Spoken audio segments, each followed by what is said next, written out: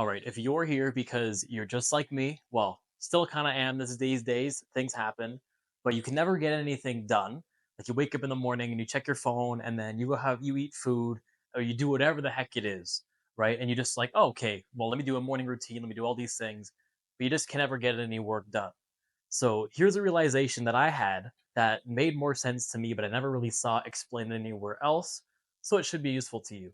And I drew this graph beforehand because I wanted to make sure it was straight. So you're gonna have to wait a second to see what this is for. But the one lovely chemical that we all know about called dopamine, I'll write it here so you can get a little dopamine hit. Dopamine, right? This is the main topic of our discussion today, but it's important because it's going to do well with this graph right here. So, dopamine, it's the thing that makes us happy and makes us not really sad, but makes us happy and encourages us to do things, right? The reason it's important is because, as you know, every activity has a different dopamine level associated with it. So, I think there was like a study like chocolate's pretty high, cocaine is like super high, higher than sex it is. That's kind of irrelevant. But what we need to know, is what's kind of common sense, is that doing work is low dopamine versus going out and having a drink or playing video games or anything of that sort. So how does it all tie into like actually getting work done? Like what does it make any sense? So again, let me erase this right here.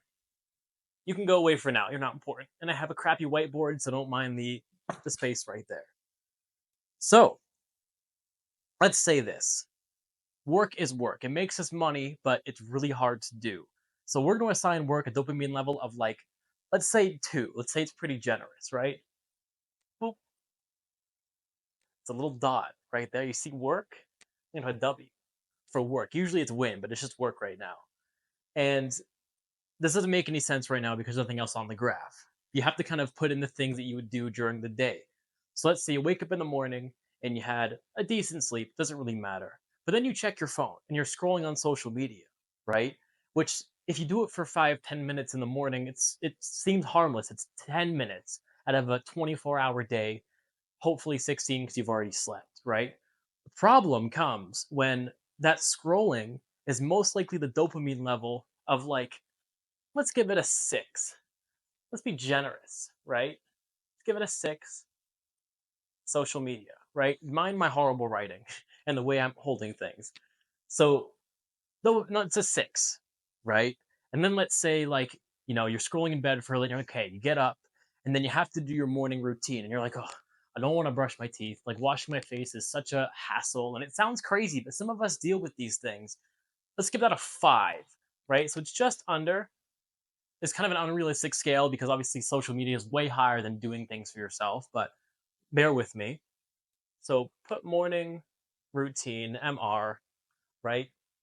And then you do your morning routine and you're like, you know what? I want some breakfast, right? And you go and you have cereal or you have like sugary breakfast or ketchup or something of that sort, right? Just something very, very good and tasty. Not really good for you, but it tastes really well, right? So let's give that a 7. Let's give it sugary breakfast. So SB, right? Now, you're putting all these points in the graph. Let's make one even better, right? So let's say you're like, you know what? I want to play some video games, or you know what? I don't drink and I don't smoke, so I wouldn't be able to talk about those things.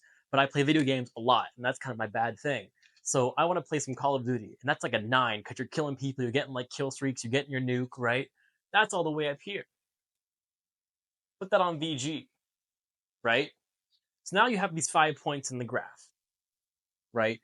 Now it's important to realize that the way dopamine works, it's kind of like, I want to say like a tank, or yeah, let's say this. So it's kind of like a big glass. Let's imagine that there's 10 points here. Let's say it's a whole liter of dopamine water. Let's put it that way. So when you're putting in this amount of work, this level of work, let's say you're only putting in 200 milliliters. So the water level is sitting pretty low in the jar, and that associates being able to work. So let's say you can only get work done if there's 200 milliliters of water in the jar, which is completely arbitrary, but hold on, it'll make sense. So, but you woke up. Here's the thing: you woke up and you went on your phone, which was a 6, right? And imagine that was 600 milliliters of water. So you start the day and you need 200 milliliters in your glass to get work done and to focus and have that mental clarity. You already have 600. So that's just not going to work. You have 3 times the amount of water that you have to have in order to get work done, right? So then you're sitting in bed and you're like, oh, right, and you're stressing. There's resistance. Like I got to do my morning routine, which is right here. But the thing is for this instance, for example, there's not much difference between the 6 and the 5. It's only 100 milliliters difference or 1 point. So you can sit there and there's a little bit resistance, and then in time of resistance, you can imagine that water is slowly leaking from the jar, which out of whatever source, whether it's evaporating or boiling, I don't care. It's leaving this imaginary jar we have here. So eventually you get up and do your morning routine. It's kind of stressful. You don't want to do it, right? But you get it done anyways. But then after that, you're like, what was this? Sugary breakfast. Oh, yeah. So after you do your morning routine, you're like, okay, this is all right. Let me go have some breakfast. And the sugary breakfast allows you to have 700 milliliters of water in your tank or whatever that was it fills it up to. In order to be able to have sugary breakfast, it brings you to 700 milliliters, whatever we call it. So you have that. And then like, you're like, okay, let me play some video games, because the difference here is you're trying to find something that like fulfills this 700 because you already got so much water. You might as well get some more water, right? So then you play video games. They're sitting at 900 milliliters of water, almost a full tank, right? You play these games for hours and hours and hours, right? The water level doesn't really change um, during how long you play it, but there's a key difference that I'll get to in a second here. So this is where we're at. We've probably been in about an hour and a half since we've woken up, and we have a huge amount of dopamine, or water level in this case, that I've been talking about for whatever reason, and you're sitting all the way up here. And then you finish your video game because you're like, I'm a loser and I need to do some work. But work is all the way down here. So, you know, how do you, like, I can't do work until I get down to here in terms of water level. So I have to drain the dopamine or the water that I've got all the way up here down to here to 200, and it's 700 milliliters of water, right? Here's the catch.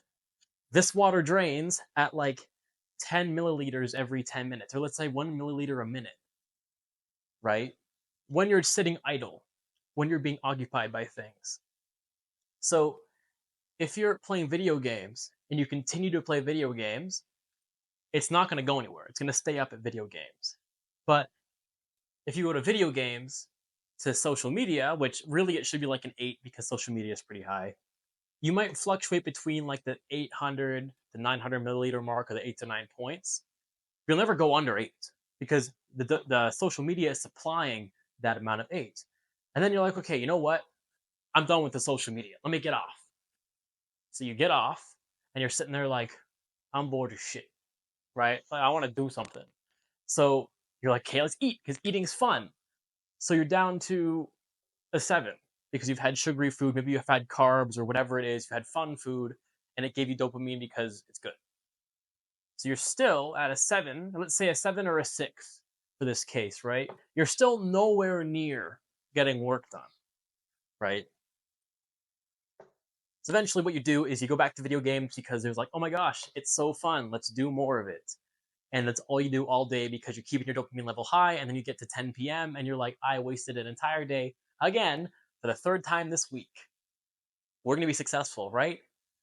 No, you're not. You are, but you got to listen. So again, imagine there's like water levels here, right? And to drain it, you have to be able to sit at a 0. So the bigger the difference between these points on the graph, the faster your water is going to drain. But here's the problem. The more distance between these points, the more pain it is to have the water drain almost, or pain you're going to feel, right? And there's not much pain between like playing video games and eating. But between playing video games and let's put a point down here on the graph, right? For n, which means nothing. This is doing 0, like sitting here like that. Like you probably already clicked off because I was like too long for your attention span, right? That's the problem. So going from Video games to nothing, you're gonna feel absolute pain. You're gonna go mental, and it's really hard to sit there. So you compensate by going back to social media, right? We all know this. It happens to me. I do this all the time, and it sucks, but we're trying to get out of it. That's why we're here. So what you need to do, right? To finish my yapping and to wrap this all up, you need to assign almost like a level to each task that you do in a day out of how happy or how sad or hard it is to do, right? Because what if you wake up every single morning and you go on social media, or you do, you eat sugary breakfast, you play video games, or you do anything that's fun before the hard work, which is the work or the nothing, or like let's say reading is in here. Reading is a 3, right? Or let's say um educational YouTube videos are a 4, right? So sometimes you have to do these things, but if you're doing the sugar breakfast, the social media, and the video games before, there's no chance you're going to be able to get back down to here to have that level of focus. So what's the solution? It's pretty easy said, hard to be done. You start your day and you don't go on your phone, and you don't have a sugary breakfast, and you don't play any video games. We're like, oh my gosh, that's such a monumental thing.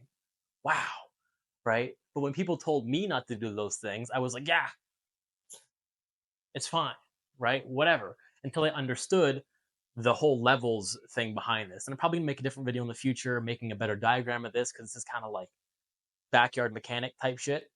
But that's it. If you wake up and you're pretty much at a 0 or a 2 or whatever it is, then you can go into work and be at a 2, and you can fill up your glass because your glass is at 0.